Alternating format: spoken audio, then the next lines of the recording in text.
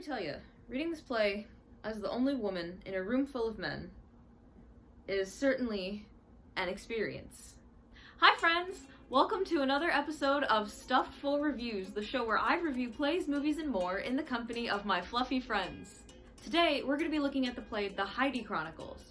This play was written by Wendy Wasserstein, and premiered off-Broadway at Playwright Horizons in November of 1988. The story follows a woman throughout the period of about 20 years as she tries to navigate her way through a male-dominated world and make a place for herself. The main characters are the titular art historian Heidi Holland, gay pediatrician Peter Petrone, and the egotistical Scoop Rosenbaum. That's a name. The theme of the play is finding a place for yourself in a world that wasn't necessarily made for you. This play is a great representation of second-wave feminism. While first-wave feminism was mostly focused on suffrage and overturning legal obstacles to gender equality, second-wave feminism focused on a broader range of topics, like sexuality, reproductive rights, workplace issues, etc. It was groundbreaking for its time, but it's not as relevant to third or fourth-wave feminism that we see today. It's good to look at this play and see how far we've come since the first wave, but still see how much work has to be done.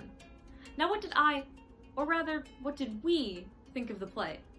I enjoyed reading this with my friends, but the subtleties and the coded language were a little bit lost on me. Granted, it was 10 p.m. when we read this. The feminine story structure was harder for me to follow, but I think that's just because I'm not used to seeing it as much. I will say, the scene where the three of them are all on the talk show and Heidi is constantly getting talked over felt so real and raw. Wasserstein's writing is so intricate and interesting.